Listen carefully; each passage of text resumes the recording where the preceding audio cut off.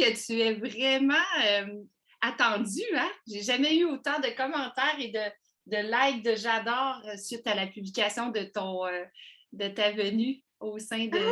l'émission. Oui, Oh, c'est merveilleux. Tu savais c'est comment je suis vraiment heureuse d'être avec toi aussi. Vraiment. alors, alors, je crois qu'on est en direct, ça fonctionne, belle Iman. Merci, Iman Lalou, d'avoir accepté notre invitation. Ah, Écoute, quel bonheur pour moi aussi, Lynn. vraiment, c'est toujours un bonheur d'être avec toi. Ah, parfait, tout est beau. Merci. Iman, toi, ça fait des années que tu aides les gens à prendre soin d'eux. Puis, hein, de plus en plus, je pense que les gens en ont vraiment besoin de ça, de ce message que tu nous livres depuis des années. Comment ça a débuté, ce désir d'aider les gens? Hmm. D'où ça vient, ça? Alors, je dirais vraiment, Lynn, si on m'avait dit à 20 ans que j'allais travailler dans le domaine de la santé, j'aurais ri aux éclats. Parce que pour moi, j'étais vraiment un emblème de déséquilibre. Compte tenu que, bon, j'avais une santé très, très précaire, enfant, adolescente aussi, jeune adulte aussi. Puis émotionnellement, j'avais le sentiment que vraiment, je naviguais dans un univers de déséquilibre. Et petit à petit, en fait, ce sont ces déséquilibres-là qui m'ont amené à graviter au niveau de la santé. C'est qu'à un moment donné, d'abord, j'avais énormément de peur, notamment la peur de mourir et d'être malade parce que je suis née dans un contexte de maladie et de mort. Et puis un jour, je me suis dit, ben, de toutes les façons, tant qu'à mourir tôt, autant vivre. Alors, je me suis dit, mais, je pense en lisant un livre de Jacques Salomé, jeune vingtaine, je me suis dit, en fait, t'as pas peur de mourir, tu as envie de vivre, mais tu sais pas comment. Et puis, je ne savais pas. Alors, j'ai appris, et c'est vraiment par hasard que j'ai atterri dans l'univers de la naturopathie parce que j'avais un doctorat, j'avais 2 maîtrises, un diplôme d'ingénieur. Puis, tu te souviens, j'avais donné ma conférence au club en train. Et Oui. puis là, il y avait un directeur d'école de naturopathie, puis il me dit, mais pourquoi tu fais pas un cours de naturopathie? Je dis, moi? Non, mais tu rigoles. Je dis, je suis ingénieur, c'est quoi l'idée? Il dit, tu serais vraiment, vraiment à ta place en tant que thérapeute. Et quand j'ai commencé les cours, je ne peux pas l'expliquer, là, ça coulait de source, mais en même temps, le génie alimentaire était toujours avec moi, la biochimie, etc. Donc, ça a comme unifié mes passions. Donc, au début, c'était vraiment le désir de prendre soin de moi. Et plus j'ai été proche des gens, plus j'ai appris à les aider, plus j'ai appris à m'aider, en fait. Oui, ta façon de transmettre en toute simplicité. Toi, tu dis souvent science et conscience hein, qui sont bien, et tu représentes ça hein, parce que tu as les bases scientifiques, mais cette approche avec la nature, avec l'équilibre. Alors, tout Mm. en toi est vraiment là pour aider les gens, surtout en ce moment où on voit que l'un n'empêche pas l'autre d'aller consulter un médecin. On peut aller consulter quelqu'un qui est en naturopathie ou tout autre soin pour justement donner le maximum à notre corps. Alors, c'est ça un peu le message que tu portes, je pense. Exact. C'est un très bon point. Effectivement, même si hein, nous sommes des êtres humains, puis on navigue aussi entre un désir d'être bien, d'être dans l'unité, mais évidemment, nous sommes humains, donc on navigue souvent dans la dualité, le questionnement, le doute, etc. Et pour moi, unifier en fait la science et la conscience, pour moi, ça fait du sens parce que juste la science, ça n'aide pas. Parce que être en santé, fondamentalement, si on s'en tient aux connaissances, ça veut dire, entre guillemets, ce qu'il faut faire, les saines habitudes de vie, manger, boire de l'eau, bon, bref, tout ce qu'on sait. Bon, ben, tout le monde le sait. Les connaissances ne suffisent pas, mais les connaissances sont merveilleuses. C'est un tremplin. Ça nous amène en fait dans la compréhension. Donc, notre mental comprend. Après ça, c'est important d'expérimenter. Puis après vient l'intégration. Mais pour expérimenter, eh ben, ça prend de la motivation. Mais pour expérimenter, des fois, nos émotions viennent nous déranger, Ben oui. notre passé, etc. D'où l'importance, en fait, moi, je vois la santé comme un soleil. D'où l'importance d'aller nourrir chacun de nos rayons. Et la médecine est formidable. Et l'acupuncture est formidable. La nature aussi, rire aux éclats, la passion, la peinture, bon, bref. Et l'être humain, c'est tout ça. Et on ne peut pas être juste un élément. Mais pour moi, la plus grande médecine, c'est vraiment l'écoute de soi. Peu importe ce qui se passe à l'extérieur, euh, si on ne fait que nous référer à des théories, ben on oublie la base. Ce qu'on souhaite, c'est prendre soin de notre corps. Que nous Oui. dit-il, ce messager? Il faut se Alors, responsabiliser, s'engager. Bon, bref, d'où pour moi ce slogan unir la science et la conscience. Puis, soyons honnêtes, c'est parce que c'est ce qui m'a aidé aussi. Parce que si c'était que de la science, c'est pas ça qui manquait dans mon cursus. Mais oui. sapristi que mon estime de moi en arrachait en tabarnouche, pour parler en bon québécois. Mais Iman, est-ce que c'est moi qui... j'ai remarqué, me semble-t-il, que soit les gens sont plus conscients de ce qui se passe dans leur corps, ou il y a plus de désordre, de digestion, de problèmes de côlon irritable ou quoi que ce soit. Est-ce que ça vient du fait que les aliments sont dénaturés ou plus... J'aimerais que tu nous parles de ça parce que on a l'impression que les gens sont plus fragiles avec le gluten, avec ça, on parle du sucre. En tout cas, bref, là, il y a beaucoup de choses à dire. Je sais qu'on ne pourra pas Ouais. passer beaucoup de temps là-dessus, mais... Très bonne question. C'est une très bonne question. Puis, je dirais, c'est une question euh, avec plusieurs réponses parce que c'est Oui, multifactoriel. Oui, c'est vrai que notre alimentation s'est beaucoup modifiée avec les années. Ça, c'est un fait. Et il faut se rendre à l'évidence qu'il y a juste 400 ans, imaginez donc que les chips n'existaient pas. Waouh, le McDo non plus, le Coca-Cola non plus, puis bon, ben bref.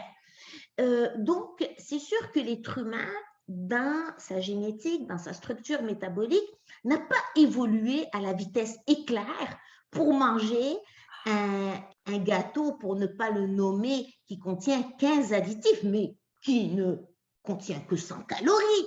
Mais 15 produits chimiques, EDTA, BHA, BHT.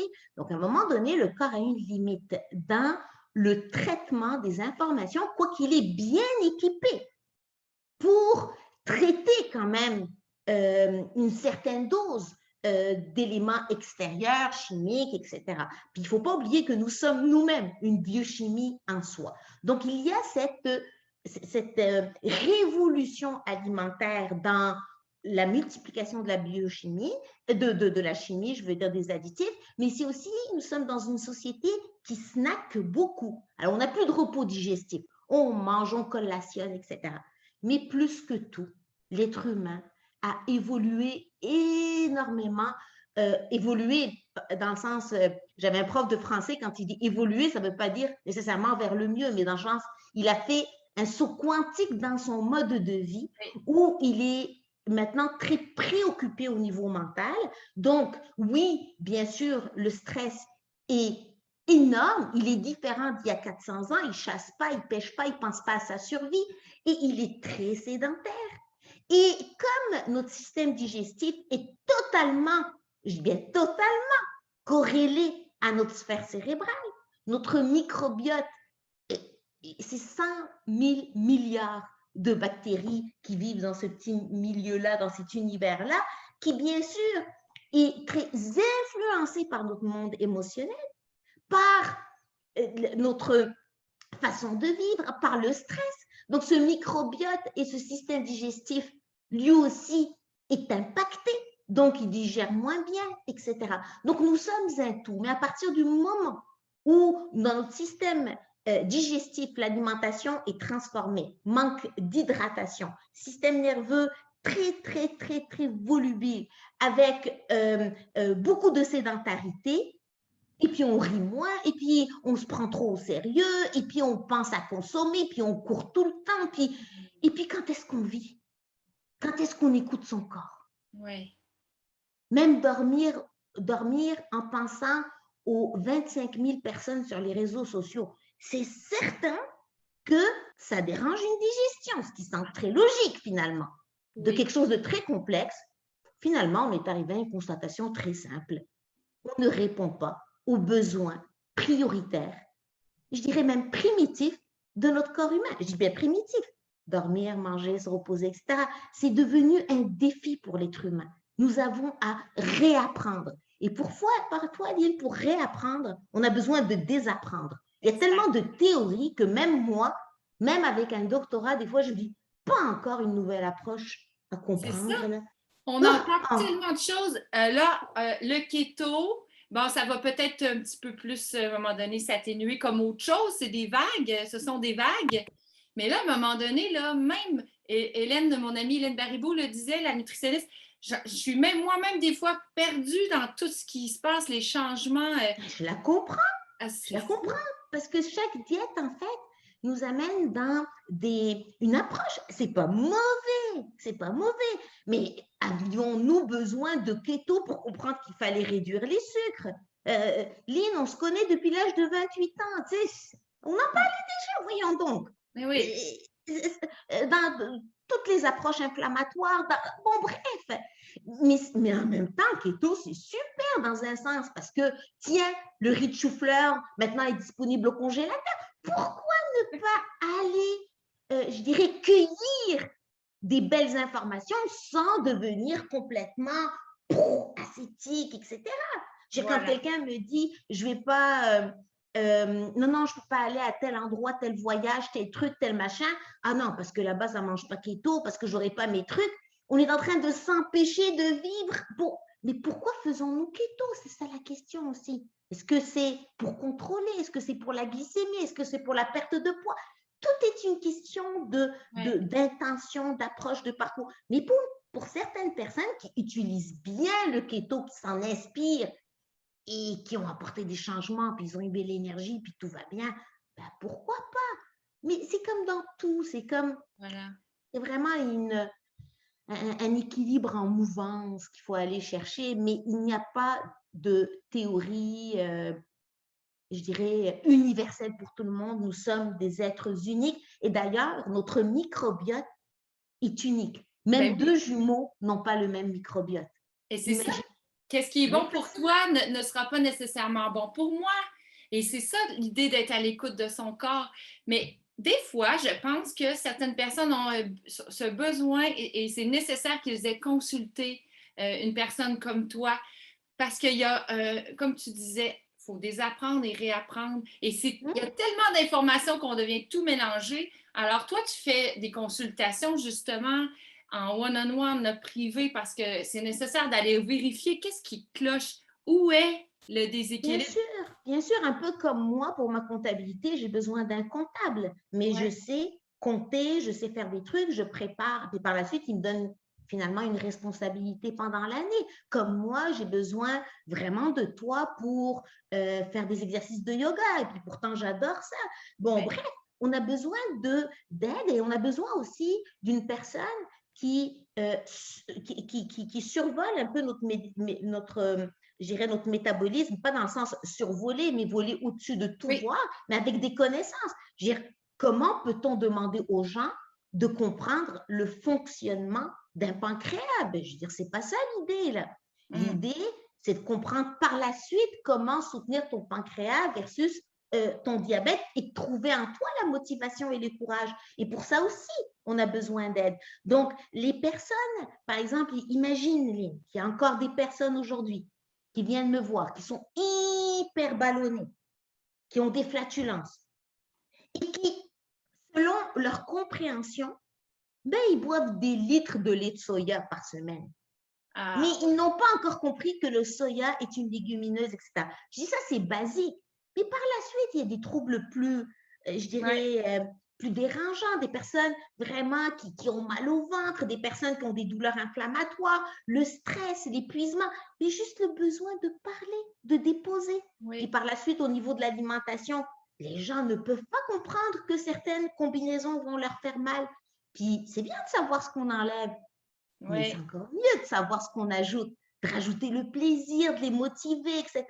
Donc, c'est vraiment les malaises par rapport à l'énergie, l'épuisement, le stress, les douleurs articulaires, bon bref, les malaises qui sont vraiment courants et que les personnes aussi attendent. C'est bien les gens d'être en prévention, mais les gens souvent attendent d'avoir mal avant de poser des gestes. Des problèmes de peau, bon. Donc, bien sûr que moi j'ai besoin d'aide pour énormément de piliers dans ma vie. Donc, de la même manière, il y a des personnes qui vont avoir besoin d'aide pour les soutenir d'un point de vue, je dirais, santé globale, prévention et mode de vie. Je ne parle pas que de l'alimentation. Je vais leur parler de respiration. Je vais les référer à Aline pour qu'ils aillent faire des cours de yoga. Bon, un tout, quoi. Oui, tout à fait. Mais c'est ça un peu. Et tu parlais tantôt du sommeil. Alors, le sommeil qui est tellement important. Plusieurs personnes disent je me réveille le matin et j'ai même pas d'énergie, je suis fatiguée.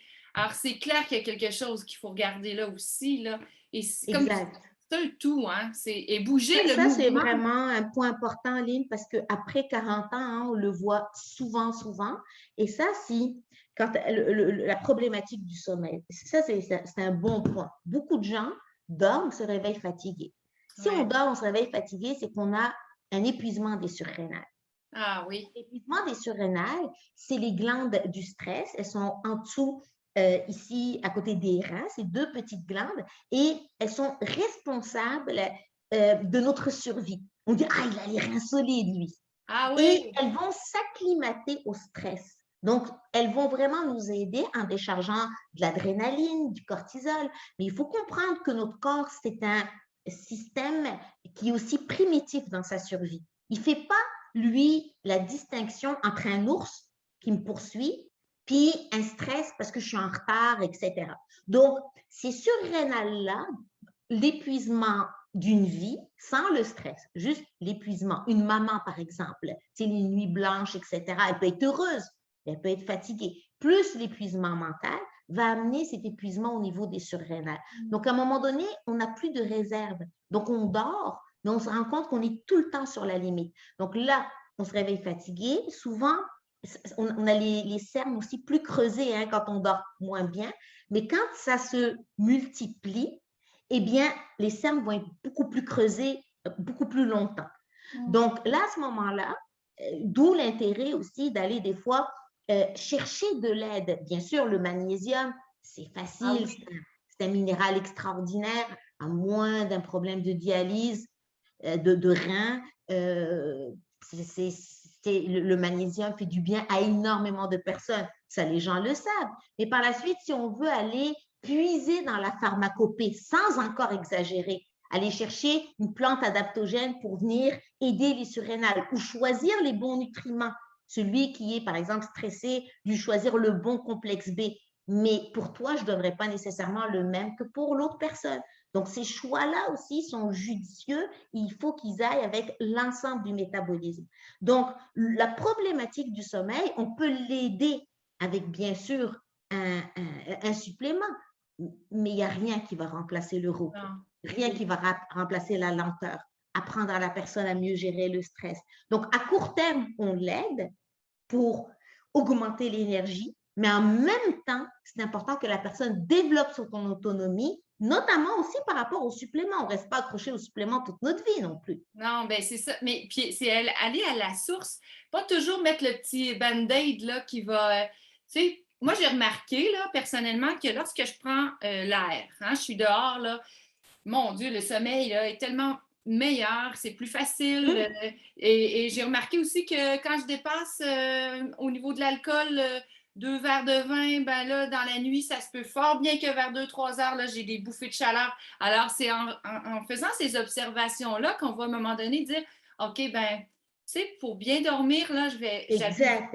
Et c'est là que la science vient nous aider. Parce que quand on va prendre l'air, qu'est-ce que ça va créer? Ça va relâcher les tensions, le système nerveux va être plus détendu, une meilleure neurotransmission, une énergie, une dépense énergétique. Il y a des personnes qui ne dorment pas bien juste parce qu'ils ne bougent pas assez. Exact.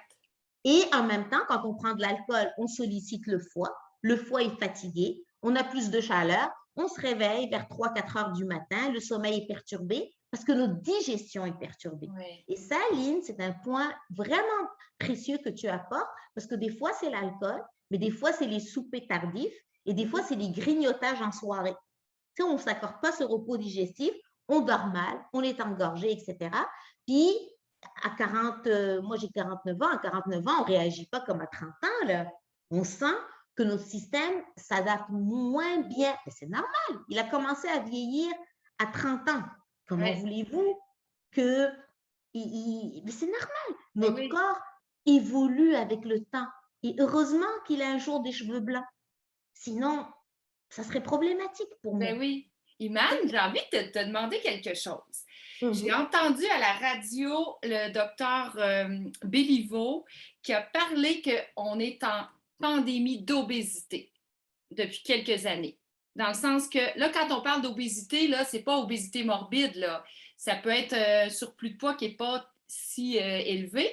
Il disait que 60% des Québécois souffraient d'obésité. Qu'est-ce que tu as à dire là-dessus? Et es-tu d'accord qu'on mange trop?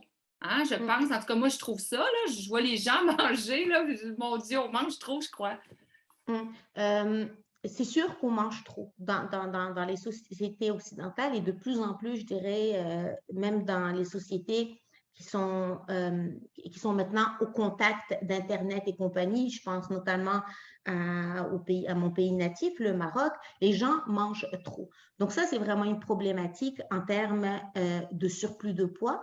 Et ce qui est intéressant, c'est de voir qu'on peut ne pas avoir un surplus de poids, mais avoir quand même un désordre métabolique dans le sens où certaines personnes vont avoir un dérèglement au niveau de la glycémie. Par exemple, cette semaine, j'avais quelqu'un en rencontre, dans son bilan sanguin, son hémoglobine glyquée, donc ce qui nous informe sur un prédiabète, était quand même vers la limite supérieure. Puis il est tout maigre. Oui. Il est pas du tout gras du tout, là. Mais n'empêche qu'il peut y avoir un trouble métabolique. Ça veut dire qu'à partir du moment où notre glycémie s'élève trop, on vient déjà d'enclencher un processus inflammatoire. Et en complémentarité avec ce que dit Dr Béliveau, je dirais en ce moment, c'est pas seulement toute la partie en fait de l'obésité. Moi, j'appelle les maladies chroniques engorgent vraiment notre système de santé, mais il faut aller à la base. On a vraiment une problématique avec diabète, cholestérol, hypertension. Et c'est vrai, si je reviens à Dr Béliveau, la cause principale, c'est l'alimentation et la sédentarité. Oui. Bien sûr, il y a la gestion du stress, mais nos émotions, Lynn, on le sait, ça prend du temps. On ne peut pas du jour au lendemain guérir du rejet. C'est une blessure profonde. Ouais. Et si on attend de guérir du rejet pour prendre soin de notre vie, eh bien non. On prend soin de notre vie et petit à petit, on guérit du rejet. Donc, juste le fait de marcher régulièrement. Je dis pourquoi je dis régulièrement? Pas 3 heures la fin de semaine. Juste Ouais. 30 à 45 minutes par jour, mais vraiment régulièrement.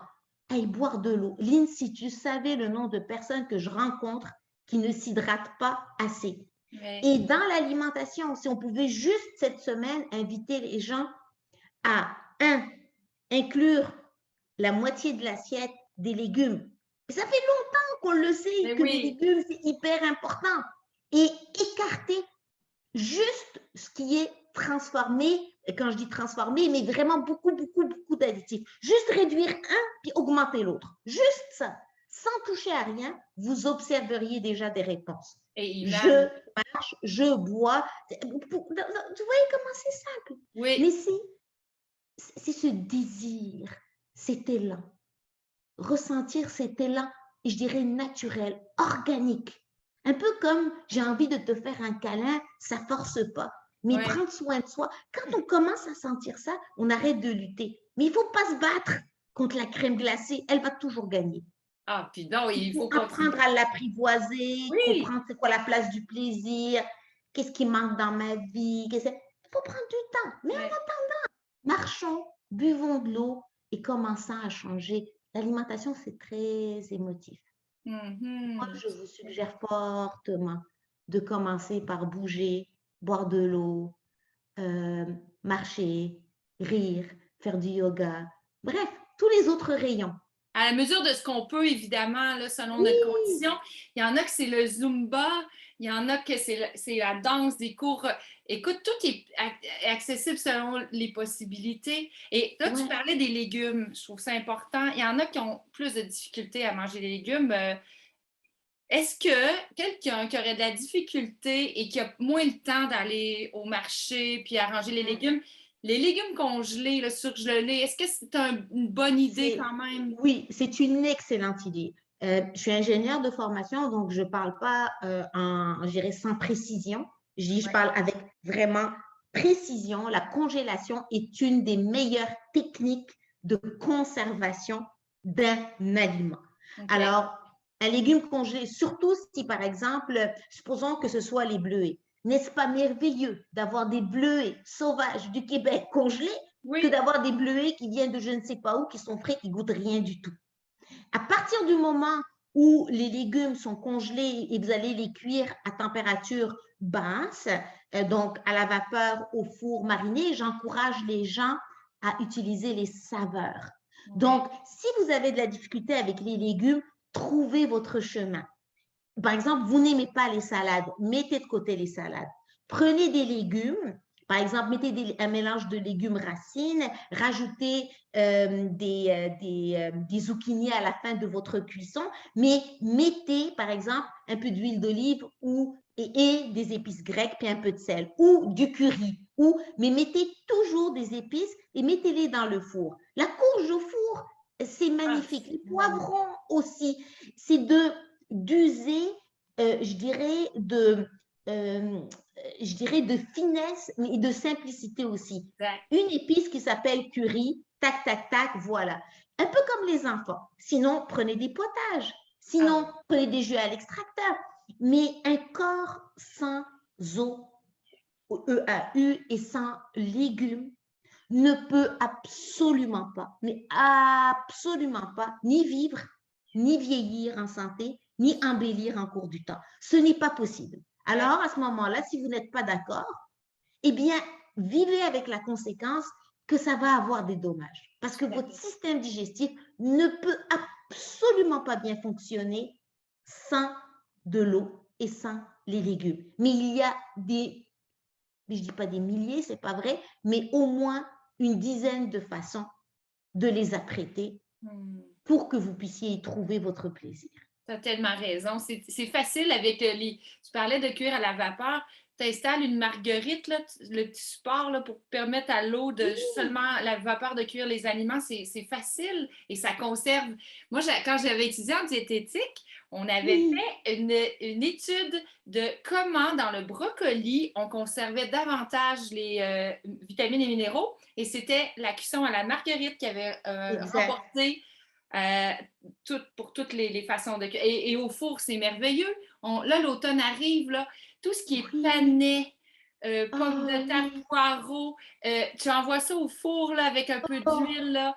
Ça, là, magnifique. c'est tellement savoureux parce que l'eau, souvent, Voilà. va enlever les saveurs, hein, va diluer un peu, mais cuit au four, ça concentre. Là. Oui, oui, achetez-vous un petit truc pour faire des pot-au-feu et des petits plats de fente. Moi, j'adore ça. Ah C'est soit oui. des petits plats de fente et là, vous faites vraiment une cuisson lente. Vous pouvez même mettre un poulet mariné aussi qui va aller cuire toute l'après-midi. Vous n'avez même pas à vous en occuper ou simplement une plaque et là, vous êtes plus dans la partie grillée. Mais mettez le four à température basse et amusez-vous.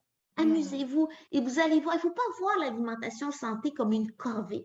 Ça, Non. c'est vraiment, on a l'impression souvent que les personnes, c'est, ah là, je vais manger une cochonnerie, puis là, je vais me gâter. Non, non, c'est pas une cochonnerie, le chocolat. C'est très bon pour la santé.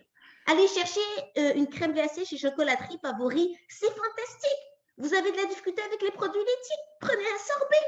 Mais c'est quoi le problème? Pourquoi que ça serait une cochonnerie? Eh bien, Non. si c'est une cochonnerie, je dirais, vive les cochonneries. L'idée, c'est de se dire que ça prend une petite place dans notre vie. Si on passe notre journée en train de naviguer dans la crème glacée, de toute façon, il n'y aura plus de plaisir. Eh Et oui. c'est cette justesse-là qui est beaucoup plus émotionnelle qu'on ne le croit. C'est parce C'est. que les gens, Céline, tout ce qu'on dit, ils le savent, mais ce qui Eh est oui. dur, c'est de se choisir. Et c'est dans cette boucle émotionnelle-là que l'alimentation, en fait, est une messagère. Il ne faut pas la voir comme une ennemie, Non, mais elle est là souvent pour nous indiquer qu'on a une colère, une frustration, ce fameux sentiment de vide que les gens en parlent. Mais le vide, il n'est jamais dans notre corps. Le tout vide, à il est fait. dans notre vie. Alors, c'est de trouver il y a une cause à ça. Et c'est Ah d'aller oui, ah oui, guérir ah ça, c'est oui. d'aller mettre de la lumière. Et là, pour ça, ben, il y a des personnes qui sont là pour nous aider. Il ne faut pas hésiter. J'en parlais avec la semaine dernière, j'avais Marie-Ève Gosselin qui a parti un mouvement T'es belle parce qu'elle, elle a vécu c'est un déséquilibre alimentaire. Elle est anorexique boulimique, plutôt boulimique. Mm. Puis c'est ça, à la base, il y a quelque chose à aller guérir parce que c'est vraiment un Mm. indicateur. Hein? Si on a une C'est un indicateur. dépendance, Exact, exact, ben, il y a quelque chose qu'il faut aller voir à la base, d'où ça vient. exact. Souvent, c'est l'humiliation. On a été maltraité, peut-être. Ben là, on va manger parce qu'on se protège aussi de quelque chose. Puis on ne mangera pas avec bienveillance. Hein? Non, en fait, nous avons tous des blessures. Tous. Puis chacun de nous, en fait, a essayé de survivre à sa blessure quand il était jeune. On a trouvé en nous un mécanisme de survie. Pour certains, c'est l'alimentation, pour d'autres, c'est l'alcool, pour d'autres, c'est la drogue, pour d'autres, c'est le sport excessif, la performance. Bref, ultimement, c'était notre manière de survivre à une douleur profonde et dans une illusion, en tout cas, qu'on ne s'est pas senti aimé. Ça, c'est sûr. On a douté de nous. Plus tard, 20 ans plus tard, nous sommes en train de répéter le même mécanisme.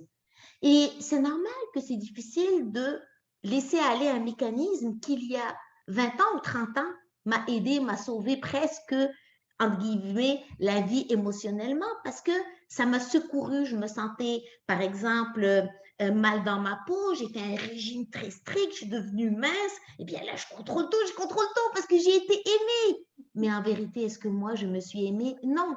Donc, l'assiette, en fait, raconte mon histoire. Dis-moi comment tu manges, je vais te dire comment tu t'aimes. Oui. Mais dis-moi comment tu regardes les autres et comment tu te sens regarder et je te dirai que. Mais le jeu, c'est pas moi, c'est moi et moi. C'est moi. Moi, je peux pas savoir pour Lynn, mais moi, je sais pour moi quand est-ce que je doute de moi, etc. Donc, c'est en même temps d'avoir cet état de bienveillance, de douceur, de tendresse, et en même temps de passer à l'action. La bienveillance, si on la garde juste dans une forme psychique de pensée, de méditation, mais on ne l'amène pas au cœur de nos gestes, ben, elle n'a pas de fondement, à quoi qu'elle sert finalement. Tout à fait. Donc, dans nos gestes, petit à petit, mais ça prend du temps. Exact. C'est un processus, un fruit qui va vraiment mûrir lentement. Et les gens doivent vraiment, moi y compris, en tout cas, moi, ce qui m'a beaucoup aidé, c'est me réconcilier avec la lenteur. Les belles choses arrivent dans la lenteur. Exact, ça prend de la patience. Puis il faut avoir une vision à long terme. On ne peut pas changer 20 ans de mauvaises habitudes. Oh, Dans les doigts, c'est pas possible. Il n'y a pas de pilule qui règle tout comme ça. Il y a des choses à tranquillement laisser aller et d'autres vont apparaître. Et c'est ça l'équilibre, selon moi. oui, C'est comme oui, ça. puis c'est ce mécanisme en fait qui est magnifique parce que pendant le processus, pendant que on change notre alimentation, ben, énormément de choses vont s'améliorer dans notre état intérieur. Moi, dans mon processus, l'alimentation a été mon plus grand bassin de déséquilibre et c'est la dernière qui s'est améliorée. Mais c'est elle qui me disait constamment, ouais, ça va pas, etc. Mais à un moment donné, j'ai décroché. J'ai décroché. Parce que de toutes les façons, peu importe ce que je faisais, j'étais tout le temps malade. Jus à l'extracteur, j'étais malade. Des nachos, j'étais malade. Donc, c'était vraiment. Donc, c'est pas. L'alimentation, oui, ça prend du temps. Mais moi, je crois si elle prend du temps, c'est parce que elle nous permet en fait de faire grandir notre patience, notre résilience, notre bienveillance, etc. On peut les nommer tous, mais ultimement, l'amour de soi, Voilà. l'amour de la vie, l'amour des autres. Parce que on est tous différents, mais s'il y a une chose qui nous fait ultimement des biens à tous, c'est de nous sentir aimés. Puis ce qui nous fait ultimement mal à tous, c'est de nous sentir pas aimer, de ne pas nous aimer. Ça, il n'y a personne, on peut au moins être d'accord sur ça. Ah oui, Puis, on a beaucoup de difficultés à être d'accord sur bien des choses, c'est ça. mais l'amour fait du bien. Mais Oui, je crois que l'amour de soi, à mon avis, ça s'apprend. On met un temps pour l'apprendre, puis à un moment donné, on commence doucement à le vivre. Mais chaque jour, l'équilibre, c'est ça, c'est ce mouvement-là. Oui, il y a des jours, moi, je doute encore des mois, des mois. Et des fois, je me pose des questions, des fois, bon, ouais, bref. Mais c'est ça pour moi, la vie. exact. C'est des moments où ça va bien, puis des moments où ça va moins bien. Mais les moins bien, avec le temps, sont beaucoup moins violents, durent beaucoup moins longtemps. Puis ça va pas bien dans un petit truc de notre vie ou un grand truc.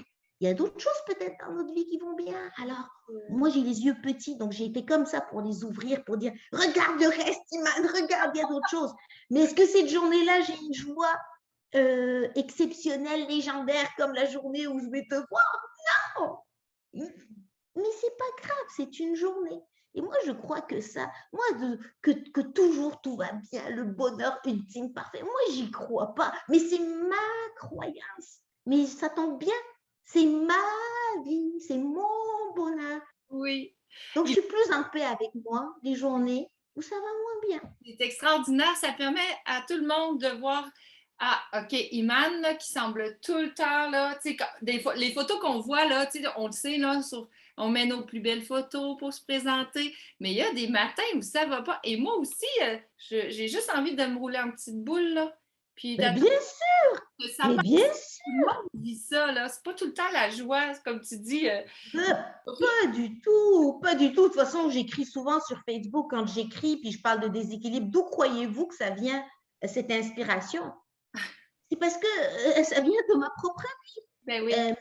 Chaque déséquilibre m'amène vers finalement un lien, tiens, un lien plus intime, plus bienveillant. Mais c'est pas parce que je vis un déséquilibre que je vais moins m'aimer. Alors qu'avant, c'est parce que tous les déséquilibres m'amenaient à me dire, ben, tu n'es pas aimable. Maintenant, pour moi, c'est deux choses distinctes. J'ai un déséquilibre, donc j'ai un recul. Mais oui, mais j'ai 49 ans. Mais est-ce qu'à 30 ans, je pouvais? Ben non. Mais est-ce que ça va toujours bien? Mon fils dirait, c'est ça qui est cool parce que maman, c'est vrai que autant que possible, je suis toujours vraie. Donc moi, des fois, il rentre, puis on se dit tout le temps, le premier code, comment ça va ta journée, etc. Puis des fois, il rentre, Naël, puis je lui dis aujourd'hui, oh Naël, ça a mal été, etc. Cette journée-là, je fais souvent plein de gaffes parce que moi, je suis gaffeuse, j'oublie mes clés, etc. Les petites choses de la vie, là, c'est pas trop mon truc. Oublier la porte du frigidaire ouverte, bon bref, ça c'est moi, quoi. Puis en même temps, ça ne m'empêche pas de mettre la musique à fond, de rire, etc. Donc, et ça ne m'empêche pas, c'est vrai, cette journée-là, je vais aller courir Ben ou oui. je vais aller marcher. D'ailleurs, j'ai quelque chose à te demander. Quelle est la journée typique de rêve qu'Imane Lalou aime vivre, là? C'est quoi ta journée typique de rêve? Inspire-nous. Parce que je sais que tu bouges beaucoup, tu vis dans un beau milieu, hein, il y a la belle nature autour de toi. Dis-nous un peu, c'est Alors, quoi ta routine là, d'une journée parfait. de... Je dirais, pour moi, une journée typique idéale, c'est une journée pas typique. C'est vraiment une journée atypique. Dans le sens, moi, ce que j'adore, c'est avoir la possibilité de vivre à mon propre rythme. C'est ce qui me vraiment convient le mieux. Donc, j'ai appris à moduler mon horaire en conséquence. La matinée, le matin, quand je me réveille, je suis très mollo. Donc, je ne parle pas beaucoup. Je suis quelqu'un à la fois de solitaire puis de très sociable. Donc, le matin, je suis très mollo, je ne parle pas beaucoup. Je mets un certain temps, moi, comme je dirais, créer les liens avec les autres. Donc, et mon sommeil est super, super important. Moi, je suis comme un gros bébé, là. J'ai besoin de dormir en moyenne 8h30. Donc, pour vous dire à quel point je suis vraiment un bébé, là. Moi, 7 heures de sommeil, oublie ça, là, c'est pas assez pour moi. Donc, bien dormir, c'est vraiment important pour mon équilibre. Puis le matin, je suis très mollo, puis je commence naturellement tout le temps par une méditation, puis c'est jamais pareil. Moi, il n'y a pas de routine précise. chaque matin, je me dis, qu'est-ce que j'ai envie? Des fois, c'est avec musique, des fois pas de musique, des fois, c'est dans ma chambre, des fois, c'est dans le salon. Donc, c'est toujours atypique. C'est selon mon feeling. Et le matin, la première chose que je fais souvent après, c'est l'écriture, la recherche. Mon cerveau est très volubile, mais je n'ai pas envie d'être en lien avec les autres. Donc, j'aime pas les rencontres matinales, j'aime pas tout ce qui est conférence à 8 heures du matin. Moi, le matin, j'ai besoin de… Donc là, j'écris, je fais de la recherche, du développement, etc. Et je commence mes consultations à midi. Dépendamment de mon feeling, je vais aller courir le matin, mais si je ne le file pas, je ne le fais pas. Donc, ça va dépendre, ça veut dire que ça va aller l'après-midi. Mais j'aime avoir cette possibilité-là. Et souvent, entre midi et 16 heures, là, je suis beaucoup dans justement l'entraide, aider les gens, etc., les conférences, les consultations, etc. Puis, les fins de journée, souvent, je vais aller courir si je n'ai pas couru le matin ou si je ne le file pas, je vais aller marcher. Et maintenant que mon fils a bientôt 16 ans, maintenant c'est devenu mon coach. Donc, des fois, on s'entraîne ensemble. Donc, c'est le bonheur. Lui, il rentre à 16 heures et puis, c'est d'aller, maman, allez, on va travailler tes petits bras, là, tu sais. Donc là, c'est vraiment génial. Donc, j'adore passer mes soirées avec mon garçon, préparer mes repas. Moi, les petits trucs du quotidien me font un bien fou. C'est le lien. Aller marcher avec une amie, Annie, aller marcher avec elle, etc. C'est vrai que j'ai le bonheur facile, mais je suis quelqu'un de sensible à certains petits trucs qui me font beaucoup de bien, mais s'il y a quelque chose qui va me perturber, je vais revenir vers moi le temps de. Puis tu m'as vu en action, hein, Aline, en voyage, quand ça va moins bien, etc., je vais revenir, être avec les autres et différemment. Donc, je n'ai pas de recette, je dirais ça, c'est la semaine, puis le week-end, beaucoup dans la nature. Le Mont des Lacs des Cygnes, prendre la voiture, aller à Charlevoix, bon, bref, la nature, c'est vraiment mon truc, des périodes de lecture, beaucoup d'écriture, beaucoup de recherches scientifiques aussi parce que j'adore.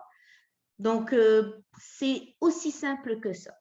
C'est vraiment aussi simple que ça. L'automne qui arrive avec ses merveilleuses couleurs, toi, tu sais, c'est le bonheur, j'imagine? Ah, moi, j'adore. Moi, le Québec, c'est un pays, je ne peux pas le dire en mots, mais en feeling. Quand je suis arrivée, je me suis sentie chez moi.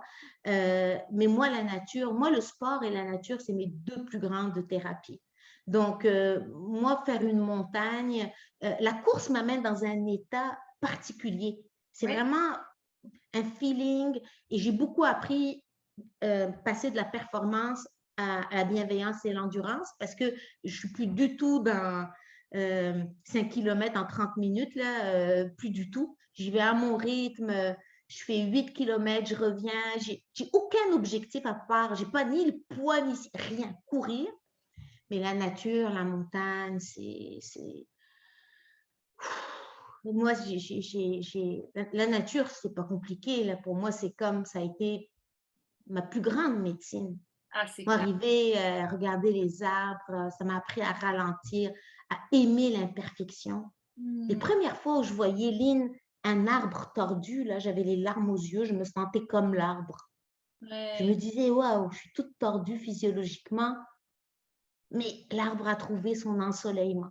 L'arbre, la nature m'inspire beaucoup. J'écris beaucoup dans la nature. Même quand je cours, d'ailleurs, je cours dans la nature. La nature, j'ai le sentiment que je ressens un état de paix, c'est comme, il y a des instants où j'ai l'impression que tout est là. Ouais. C'est elle qui m'a appris à habiter mon corps, c'est la nature, à être plus douce avec moi, les rythmes des saisons. Moi, j'ai appris plus à l'école de la vie, finalement, que dans mes études, mais en même temps, j'ai adoré mes études. Oui. Mais j'avais beaucoup plus de choses à apprendre dans la vie. Ouais. Imagine comment c'est important. C'était facile, là. C'était pas difficile, mes études, mais l'école de la vie, là. Ouais. Ouais. Oh, je suis restée au primaire longtemps, là, secondaire longtemps, là. J'ai fait mettre classe longtemps. Avec les interactions qu'on a avec les autres humains, on grandit aussi, c'est évident. Oh oui, ça là, Aline, là, c'est tellement vrai, là. Comment j'avais envie de dire avant qu'on se quitte, là, parce que le temps file, s'il y a des familles qui ont des enfants là, et la meilleure chose qu'ils peuvent faire, c'est d'emmener leurs enfants en nature au lieu d'aller chez Costco et chez Walmart la fin de semaine. Ça me... Écoute, j'étais allée faire une petite course, là. J'avais besoin d'aller à un endroit précis, mais je déteste aller dans les centres d'achat le week-end. Là. On partage ça, nous aussi. Je n'en reviens pas que les galeries de la capitale, il y avait tellement de monde, Iman, là. Et c'est samedi dernier, il faisait super beau. Comment les gens peuvent être là? OK, je comprends que la semaine, il y a des occupations et tout, mais je trouve ça triste que les magasins soient bondés alors qu'il fait beau, là. Voilà.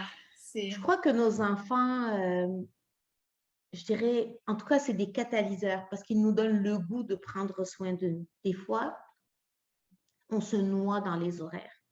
Mais on peut prendre ça comme excuse parce que là, moi, je vois au niveau thérapeutique, à 30 ans, on me dit que c'est les enfants, à 40 ans, on me dit que c'est le travail, puis à 50 ans, même à la retraite, il y a d'autres choses. Ouais. Et en réalité, l'un n'empêche pas l'autre, mais tout dépend de nos priorités. Mais souvent, les centres d'achat, la consommation, etc., c'est un peu comme, je dirais, la surconsommation alimentaire ou l'alcool. C'est toujours, quand ça a sa place, ça a sa place, sinon c'est un divertissement. Oui. Donc, la joie est très importante. Moi, je t'ai nommé tout à l'heure ce qui me fait du bien en étant seule ou étant avec mon fils.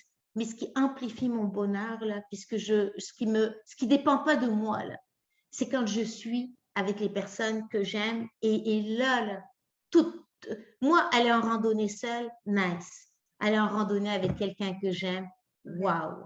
Oui. Et c'est de comprendre, en fait, que ces personnes-là, elles font de leur mieux, mais à un moment donné, c'est de les inviter sans les faire culpabiliser. C'est là la nuance. Oui. Alors, souvent, je dis aux gens, si vous avez autour de vous des amis, ne leur dites pas ce qu'il ne faut pas faire.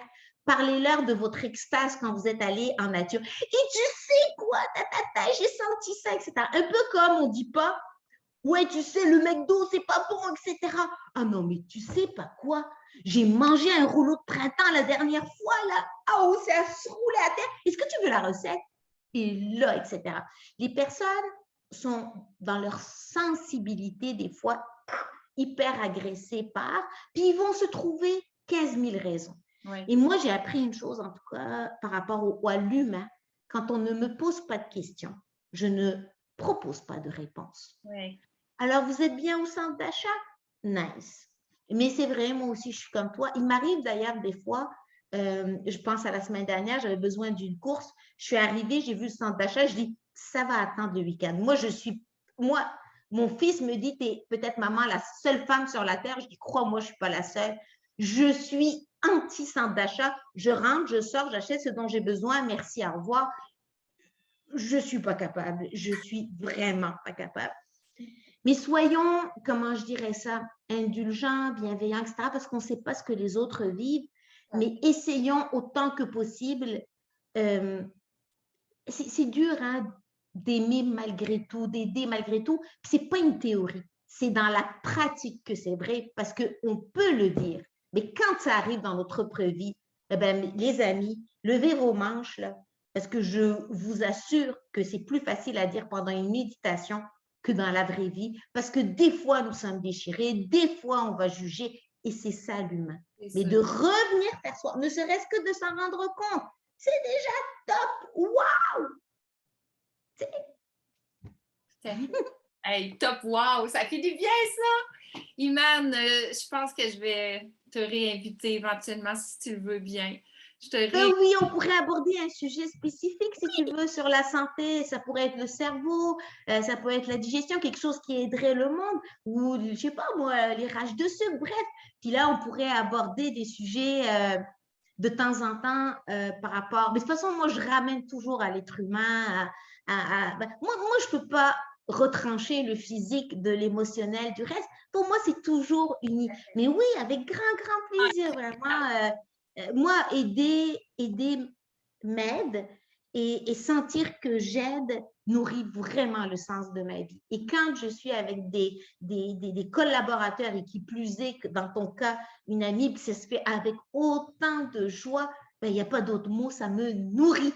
c'est mon nutriment de la journée. À moi aussi, tout à fait. Un grand merci, Iman. Un grand merci aussi à ceux et celles qui étaient peut-être en direct, qui nous écoutaient. Sinon, ben, c'est toujours possible d'écouter en différé, puis ça sera sur YouTube. Iman, ben, c'est certain, si tu acceptes cet automne, on veut t'entendre à nouveau. Tu nous fais Oui, du je le veux! d'accord. Oui, Alors, je le veux avec grand, grand plaisir, avec grand un plaisir. immense merci. À très bientôt, je l'espère. À très, très bientôt. Puis merci à vous de nous écouter. Puis merci d'être là sur nos deux pages, celle de Lynn et la mienne. À Oui, bientôt, Lynn. merci. Merci. Bye bye.